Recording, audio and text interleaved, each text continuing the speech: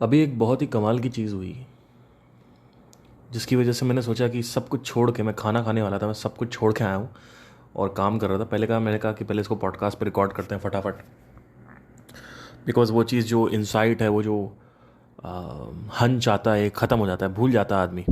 फिर तो मैंने कहा कि इसको पहले रिकॉर्ड कर लेते हैं। बहुत कमाल की चीज़ ये हुई कि मैं पिछले कुछ दिनों से फोकस्ड नहीं हूँ अपने काम पे। मेरा काम जो है वो बेसिकली उसमें मैं फोकस नहीं हूँ। जैसा कि आपको पता ही है कि मैं मटेरियल वर्ल्ड में कुछ इंटरनेट मार्केटिंग को यूज़ करके म्यूज़िक के डोमेन में कुछ नया लाने की कोशिश कर रहा हूँ। और जो मेरा साइड में बिज़नेस है वो इवेंट्स का बिज़नेस है, जिसमें मैं म्यूज़िक डोमेन में सिंगर्स और लाइव बैंड्स प्रोवाइड करता हूँ। मेरा खुद का भी बैंड है और मैं खुद भी सिंगर हूँ। कहाँ प्रोवाइड करता हूँ? वेडिंग्स में, एनिवर्सरीज़ में, ऑल ओवर इंडिया। ये मेरा साइड का काम है। मतलब साइड इन द सेंस, मतलब मेन काम ही है, बट मेरे को मेन जो मेरा फोकस जो है वो कहीं और है। मेरा फोकस है कि म्यूज़िक डोमेन में इंटरनेट मार्केटिंग के थ्रू कुछ तगड़ा किया जाए। तो I am not focused from like 3 to 4 days। अब फोकस क्यों है? ये मेरे साथ भी होता है, आपके साथ भी होता है, सबके साथ होता है कि कुछ डिस्ट्रैक्शंस हो जाते हैं। और दूसरी चीज़ कि अभी तत्काल में कोई प्रॉब्लम नहीं हुई बहुत तगड़ी जो बर्निंग प्रॉब्लम हो, तो फोकस आज छूट जाता है। बहुत सारी चीज़ें चल रही होती हैं, इधर उधर चीज़ें दिमाग चल रही होती, तो वहाँ से फोकस टूट के वहाँ चला जाता है, पिक्चरों में चला जाता है, नेटफ्लिक्स पे चला जाता है। फिर फोकस को वापस लाना पड़ता है, वापस लगता है कि मैं क्या कर रहा हूँ, फिर से वापस गड़बड़ हो रहा है, फिर से आप वापस अपने काम पे लगाते हो। तो अभी मैं दोबारा अपने काम में बहुत तेज़ी से, गति से वापस अपने आप को संभाला, अपने फोकस को, और कंस्ट्रक्टिव काम में लगाना चालू कर दिया। और एक कमाल की चीज़ सामने निकल के आई कि मैं वाइट बोर्ड पे था। अभी मेरा एक वाइट बोर्ड है, उस पर मैं सारी चीज़ें लिख देता हूँ और वहाँ पे जो बिज़नेस से रिलेटेड जो चीज़ें हैं वो समझता हूँ उसको। तो मैं लिखने की कोशिश कर रहा हूँ, मुझे कि याद ही नहीं आ रहा। और एक बहुत बड़ी चीज़ ये है कि बिज़नेस में स्पष्टता बहुत ज़रूरी है। तो ये पहले से प्री रेक्विसाइट है वाइट बोर्ड में लिखने से पहले, कि लिखना क्या है ये पहले समझना ज़रूरी है। ये नहीं कि आप लिखने चले जाओ। तो लिखना क्या है ये तो मुझे पता है, वो ये है कि मुझे स्पष्ट रूप में ये लिखना है कि अभी क्या प्रॉब्लम चल रही है बिजनेस में मेरे साथ। अभी currently what is the problem I am facing right now in the internet marketing game. तो वो मैं स्पष्टता से लिख देता हूँ वहाँ पे। तो वो मैंने जब लिखा तो वो ही नहीं समझ में आ रहा था लिखना क्या है। अब आप कहोगे कि यार आप इसमें काम में हो, आपको ये नहीं पता कि आप कहाँ फंसे हुए हो। एग्जैक्टली मुझे रिकॉल ही नहीं हो रहा है कि मैं कहाँ फंसा हूँ। और ये ही सबके साथ होता है। लोगों के साथ जो प्रॉब्लम है कि लोग स्पष्टता से अगर आपसे मैं पूछूं कि आप क्या पूछना चाहते हो मुझसे, तो आप 1 घंटा कहानी बताओगे, फिर आखिरी में एक लाइन का आपका प्रश्न होगा, वो बाद में निकल के आएगा। और अगर कोई स्पष्ट आदमी है ना, तो विद इन 10 सेकंड में क्वेश्चन बता देगा, ये क्वेश्चन है मेरा कि how to this this this this this. और जिसको स्पष्टता नहीं हो पहले बताएगा, अपनी कहानी बताने लगेगा। देखिए ये वो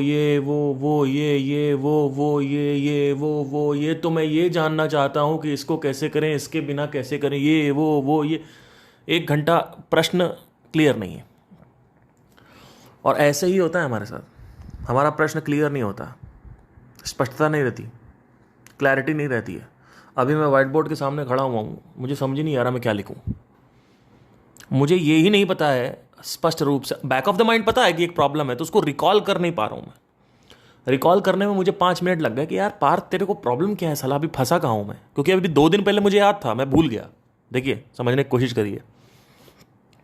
2 दिन पहले एग्जैक्टली मुझे याद था कि इंटरनेट मार्केटिंग में कहाँ मैं फंसा हुआ हूँ। अभी याद नहीं आ रहा।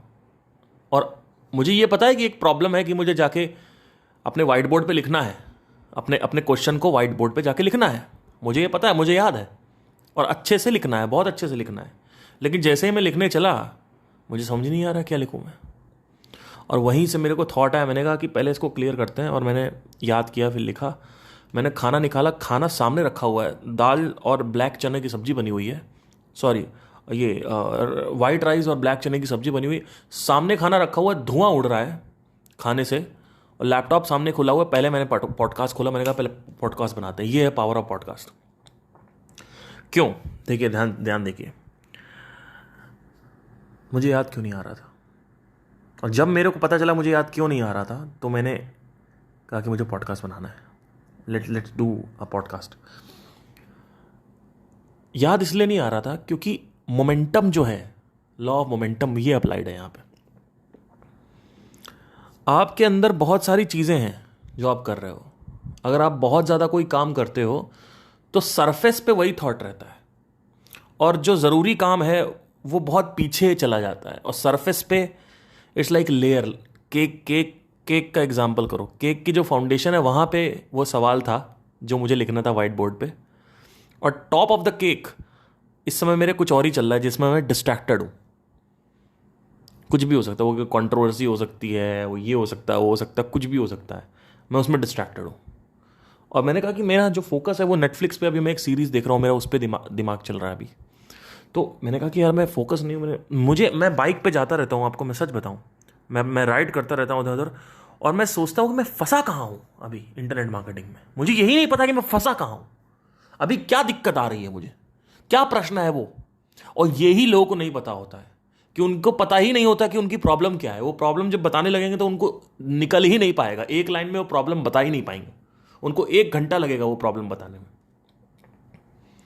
ऐसे ही होता है, हमें पता ही नहीं है कि हमें क्या चाहिए। और स्पष्टता जब आई मेरे अंदर, कैसे आई, मैं बहुत आंखें बंद किया, मैंने ध्यान दिया, मैंने कहा नहीं नहीं क्या है दिक्कत। फिर मैं इस पर पहुंचा, मैंने कुछ लिखा, फिर मैंने कहा नहीं ये क्वेश्चन नहीं है, फिर मैंने उसको मिटाया, फिर कुछ लिखा, मैंने कहा नहीं ये भी क्वेश्चन नहीं है, फिर मैंने उसको मिटाया, फिर फाइनली एक क्वेश्चन लिखा, अच्छा यहाँ मैं फंसा हुआ हूँ, ये तो मैं भूल गया था, ये तो मैं भूल गया था। बहुत बड़ी चीज़ है ये, और ये आपको मैं इंटरनेट मार्केटिंग एग्जाम्पल से बता रहा हूँ, लेकिन आपके ज़िंदगी में भी कहीं ना कहीं होगा कि अभी तुम्हें जो कुछ करना है, या तो तुमने उसको शुरुआत नहीं करी है, तो वहाँ पे एक सवाल है जो तुम्हें पूछना है। जब तुम शुरुआत कर लेते हो तो वो सवाल तो तुमने सॉल्व कर लिया, लेकिन दूसरा सवाल आ जाता है। पॉइंट ए पे कुछ और सवाल होता है, पॉइंट बी पर कुछ और सवाल होता है, पॉइंट सी पर कुछ और सवाल होता है। और मज़े की बात यह है कि तुम्हें सारे सवाल कभी एक साथ नहीं दिखेंगे। तुम्हें सवाल सिर्फ पॉइंट ए को सॉल्व करने के बाद ही पॉइंट बी का दिखेगा, और पॉइंट सी का तुम्हें पॉइंट बी क्रॉस करने के बाद दिखेगा। ये उस तरीके से समझो कि यहां से तुम्हें शास्त्री नगर देखना है, यहां से तुम्हें अगर इंडिया गेट देखना है, तो बीच में कितने ऑब्स्टेकल्स हैं वो पहले तुम्हें सामने जो बिल्डिंग है वो उसमें उसको देखो। पहले आपको सामने एक बिल्डिंग दिखेगी, उसके पीछे बहुत आगे तक इंडिया गेट दिखेगा, तो वो पहले बिल्डिंग सॉर्ट आउट करो। वो बिल्डिंग तुमने सॉर्ट आउट करी, फिर एक और बिल्डिंग दिखेगी, फिर वो सॉर्ट आउट करो, फिर उसके बाद वो बिल्डिंग दिखेगी, फिर वो सॉर्ट आउट करो। ऐसे करते करते पॉइंट ए से पॉइंट बी, पॉइंट बी से point C, C to D, D to E करते करते आखिरी में जाके फिर एक सफलता की रोशनी दिखती है, आप इंडिया गेट पहुंच जाते हो। और वहां से फिर और भी पॉइंट्स हैं मल्टीपल। और ऐसे ही होता है, अगर ट्रैफिक लैंडिंग पेज पे आ रहा है तो अभी तक आपका गोल था लैंडिंग पेज पे लाना, आपने कहा लैंडिंग पेज पे आ जाएगा, ज़िंदगी सफल हो जाएगी। ट्रैफिक को आप लैंडिंग पेज पे ले आए, वेबसाइट पे ले आए, और वहाँ पे आपने देखा कि वहाँ पे आपकी ज़िंदगी सफल नहीं है, आप तो गांव के देहाती निकले। और लैंडिंग पेज से फिर आपने ऑप्ट इन करवा लिया, और वहाँ भी आप गांव के देहाती निकले। आपने सोचा ऑप्ट इन करा लेंगे ज़िंदगी संवर जाएगी। कई लोगों को लगता है सब्सक्राइबर्स बना लेंगे ज़िंदगी संवर जाएगी, रील्स के फॉलोअर्स बना लेंगे ज़िंदगी संवर जाएगी, जबकि एक्चुअली वो नहीं है सही, क्योंकि उससे कुछ होता नहीं है। क्या होता है, आज आप किसी ब्रांड के गुलाम हो, कल को आप कहीं नहीं हो। कितने बड़े बड़े आर्टिस्ट आए, कितने बड़े बड़े गए, है ना। तो आप ये समझने की कोशिश करिए, किसी का भी जो दौर है वो परमानेंट नहीं चलता है। आज तुम्हारा दौर अच्छा जा रहा है, कल को तुम सड़क पे आ सकते हो। और आए हैं कितने लोग, आए कितने लिरिक राइटर हैं जिन्होंने एक प्यार का नगमा है गाना लिखा है, सब गाने लिखे, आज कहाँ है, कहीं नहीं है। कितने बड़े बड़े जो सिंगर्स हैं, प्लेबैक सिंगर्स हैं, वो आए या चले गए, कुछ नहीं हुआ, कुछ भी नहीं हुआ। कहाँ है वो एक गाना मिल जाए, अरे उस गाने के बाद की जर्नी की बात करो, एक वीडियो वायरल हो जाए, उसके बाद क्या होगा तेरा। वहां से स्टार्ट करो ना, कि तुम्हारा वीडियो वायरल हो गया, अब तुम क्या करोगे। बचपन का प्यार आया कहाँ चला गया, कहीं गया। रानू मंडल आई कहाँ गई, बीच में ये आया था कच्चा बादाम वाला आर्टिस्ट, कहाँ गए? इनको लगता है कि साइकिल से उठा के वीडियो बना दिया, साइकिल पे खड़े हुए कच्चा बादाम गा दिया और उनको लगता है वीडियो वायरल हो जाएगी, जिंदगी सवर जाएगी।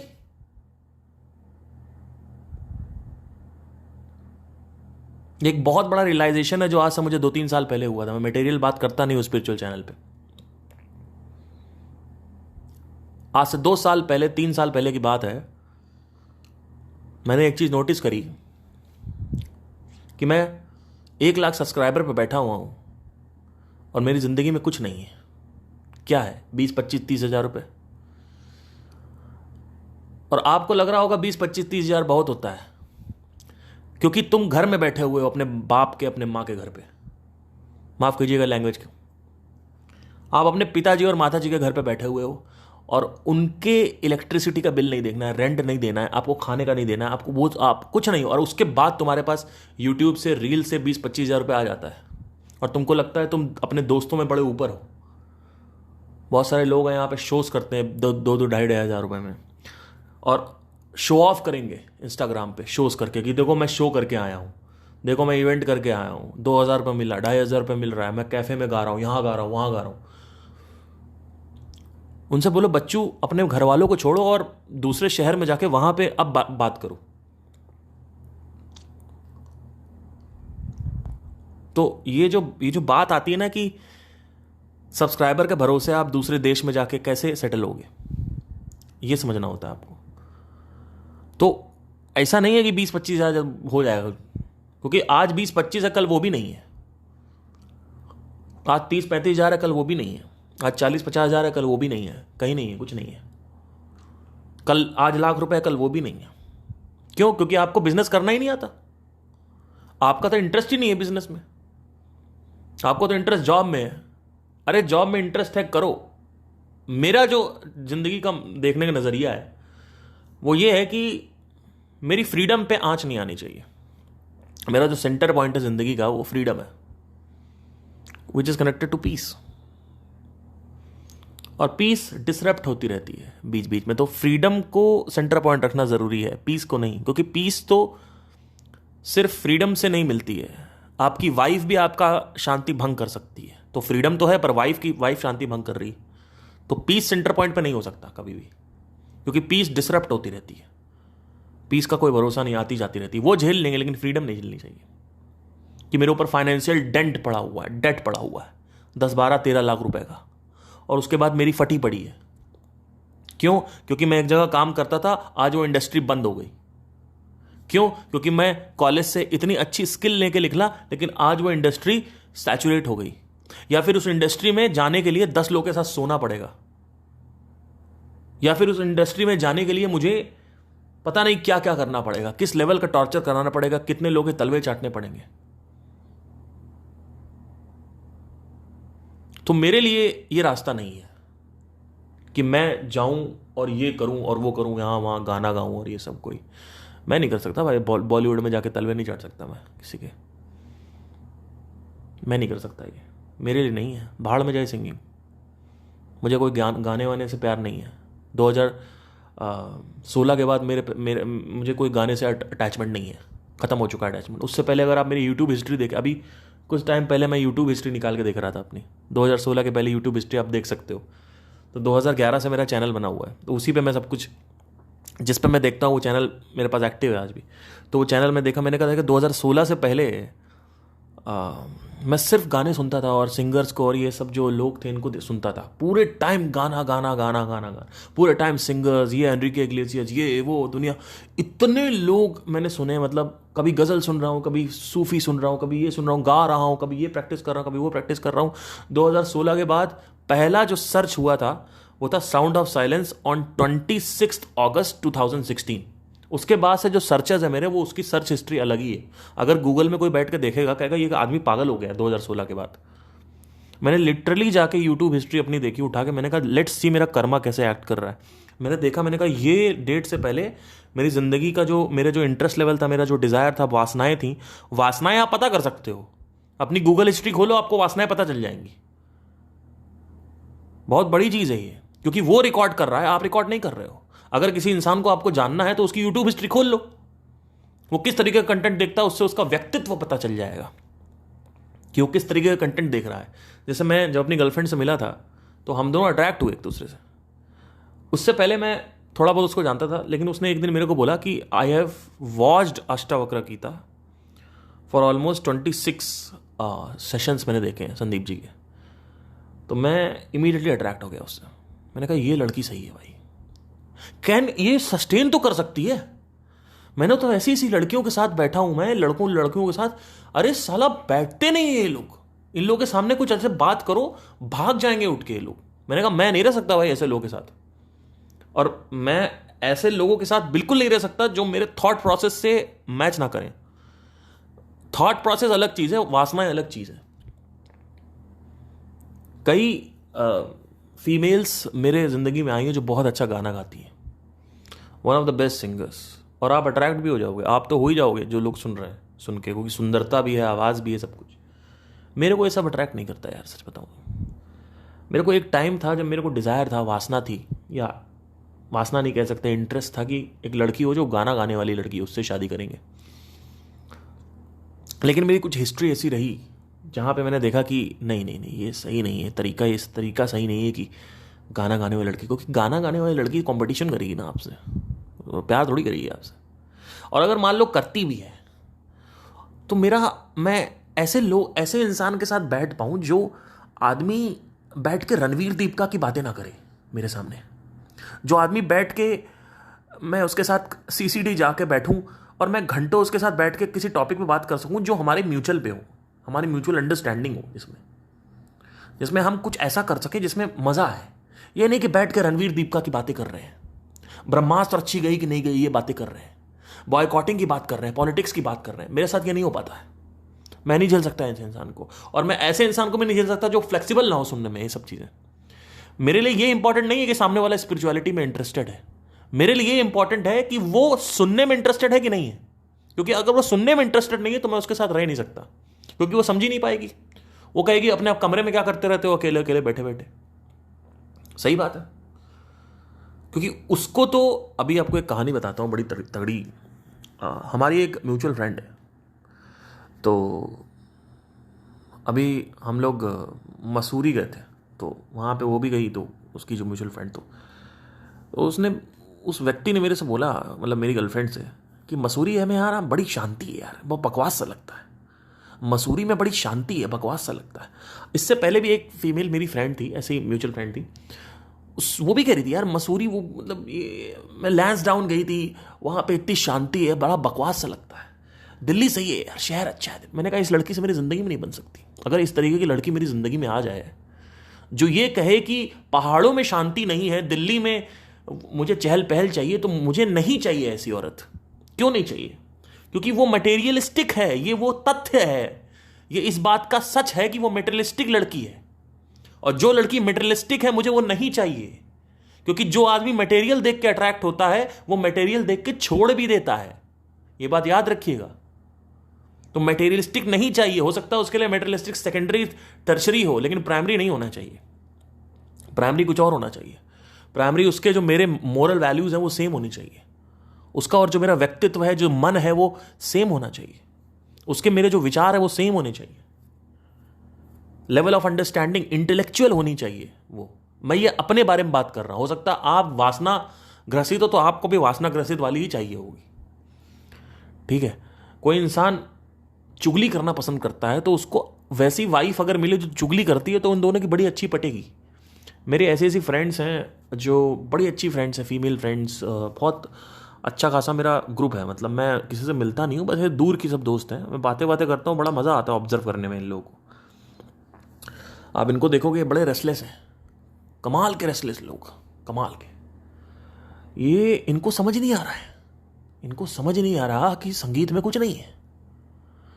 मैं संगीत करूंगी, अरे कितना करेगी, पागल हो गई हो क्या? मैं देख सकता हूं, साफ साफ नजर आ रहा है कि तो अपने आप को बर्बाद कर रही हो। तुम्हारी जिंदगी में 2 पल की खुशी संगीत से मिल रही है, उसके बाद बाकी का जो टाइम है उसमें तो तुम तन्हाई में जी रही हो, या फिर इंद्रिय तृप्ति में बिजी हो, जाके मुर्गा खा रही हो, यहाँ वो खा रही हो, वो खा रही हो। मैं ये नहीं कह रहा हूँ इसको मत करो या इसको करना गलत है। मैं ये कह रहा हूँ कि तुम खुशी क्यों ढूंढ रही हो उसमें। तुम्हें क्यों नहीं समझ में आ रहा है कि खुशी संगीत में नहीं है? तुम्हें क्यों नहीं समझ में आ रहा है कि गायकी में खुशी नहीं है? तुम्हें क्यों नहीं समझ में आ रहा है ये चीज़? तुम 30 साल की घोड़ी जैसी हो गई हो, तुम्हें यही नहीं समझ में आ रहा है अभी तक? मेरे को जो चीज़ 22 साल में समझ में आ गई थी, अरे मैं खुद 14 साल की उम्र से संगीत कर रहा हूं और आज भी कर रहा हूं और मुझे संगीत से प्यार भी है, लेकिन संगीत खुशी नहीं है, संगीत सुख नहीं है। अगर संगीत सुख होता तो आज भगवत गीता में इंडियन क्लासिकल सिखा रहे होते कृष्ण। वहां पे कुछ और बात नहीं कर रहे होते, वहां पे कुछ और बात हो रही है। लेकिन ये चीज़ें लोगों को समझ में नहीं आएंगी और ये बड़ा मज़ा आता है देखने में। आप जब आपकी जो फ्रस्ट्रेशन है अगर ख़त्म हो जाए ना, तो आप ध्यान से लोगों को देखोगे, लोग देखो कैसे तड़प रहे हैं, कैसे फड़फड़ा रहे हैं। इधर से जाएंगे, उधर से जाएंगे, उधर वो लड़का छोड़ेंगी, उधर दूसरे लड़के पे जाएंगी, वो लड़की छोड़ेगा, दूसरी लड़की पे जाएगा, उसको लगता पता नहीं क्या हो जाएगा। बड़ा मज़ा आ रहा है। अलग अलग शरीरों के साथ संबंध बनाओ और ये करो वो करो, बड़ा मज़ा आता है। करो करो करो करो, समझ में आएगा। तो कुछ समझ में नहीं आता लोगों का, मुझे समझ में ही नहीं आता कि क्या प्रॉब्लम क्या है लोगों की। और एक्चुअली देखा जाए तो इसके ऊपर भी मैंने काफ़ी प्रश्न किया है। और एक चीज़ लॉजिकली अगर मेरे से आप सच में पूछोगे कि ये लोगों को क्यों नहीं समझ में आता है, तो उसका उत्तर है मेरे पास। एक्चुअली जो लोगों को ये लगता है कि बाहर कुछ पड़ा हुआ है, जब तक वो लगता रहेगा बाहर कुछ पड़ा हुआ, तब तक वो अंदर नहीं आएंगे। तो आज का जो पॉडकास्ट है वो काफ़ी टॉपिक से डिविएट हो गया, एक्सक्यूज मी, सॉरी। मैं बस ये कहना चाहूँगा आप लोगों से कि जब मैं वाइट बोर्ड को वापस आते हैं वाइट बोर्ड, आज मैं बह गया फ्लो में। जब मैं वाइट बोर्ड को दे रहा था अपने, तो मेरे को याद नहीं आ रहा था, वो बहुत पीछे था और वो स्मृति में नहीं था। देखो ध्यान से सुनो, स्मृति और याददाश्त में क्या अंतर है। स्मृति मतलब क्या? वो जो चीज़ अभी तत्काल में वर्तमान में आपके सरफेस मेमोरी में बैठी हुई हो, कॉन्शियस मेमोरी। सबकॉन्शियस मेमोरी नहीं कि आपको स्कूल का नाम बचपन में क्या था, वो सबकॉन्शियस मेमोरी है। 3 दिन पहले आपने क्या किया, वो सबकॉन्शियस मेमोरी है। अभी कॉन्शियस मेमोरी क्या है, स्मृति में क्या बैठा हुआ, वो कैसे आएगा? इसी को हाइपर फोकस बोलते हैं। वो कैसे आएगा? जब आप उससे रिलेटेड कंटेंट कंज्यूम करना चालू कर दोगे तो ऑटोमेटिकली सवाल आ जाएगा ऊपर, और वो सवाल स्पष्ट होना चाहिए कि मैं कहाँ फंसा हुआ हूँ और मुझे कैसे इसका उत्तर निकालना है, या मुझे इस पूरी स्ट्रैटेजी को ही चेंज कर देना है। समझ रहे? तो आई होप आपको समझ में आया हो। आज का जो टॉपिक था वो थोड़ा बहुत शॉर्ट था, लेकिन ये 23 मिनट का हो गया। बट मेरे को करना था थोड़ा सा इसको शॉर्ट में ही, बट उसके लिए मैं माफ़ी चाहूँगा कि मैं डिविएट हो गया। बट बात जो मैंने कही वो वैसे सत्य कही है। तो ऐसे ही मैं इनसाइट्स आते ही मैं और भी कुछ नया तगड़ा लाने वाला हूँ। एक बार थोड़ा सा मैं समराइज़ कर देता हूँ इसको एक बार, कि ये पूरा का पूरा टॉपिक था क्या। ये जब आप कोई चीज़ पे फोकस करते हो तो उससे रिलेटेड जो मोमेंटम है वो बढ़ जाता है और वो आपका ध्यान खींच लेता है। फिर जब आप दूसरी चीज़ पे फोकस करना चाहते हो तो वहाँ पे नहीं होता, क्योंकि अभी आपका मोमेंटम किसी और चीज़ में बढ़ा हुआ है। फिर आप वहाँ दूसरी चीज़ पे जो फोकस करते हो, जब उसको फोकस करते रहते हो तो धीरे धीरे इधर का मोमेंटम बढ़ जाता है और उधर का स्लो हो जाता है, तो इधर आपका ध्यान आ जाता है फिर। तो it is all about momentum. कौन से विचार की रफ्तार सबसे ज़्यादा है, वो ही विचार स्मृति में ऊपर रहता है। जिस विचार की रफ्तार कम है, गति कम है, वो नीचे चला जाता है। कितना नीचे जाएगा? जितना गति कम होगी वो उतना ही नीचे चला जाएगा, सबकॉन्शियस माइंड में डूब जाएगा। तो समंदर में सबसे ऊपर जो लेयर चल रही है, सबसे सरफेस लेयर, जो वहां पे क्या चीज रहेगी? वो चीज जिसका मोमेंटम सबसे तेज है। और मोमेंटम तेज धीमे कैसे होता है? कंटेंट कंज्यूम करके। Thank you.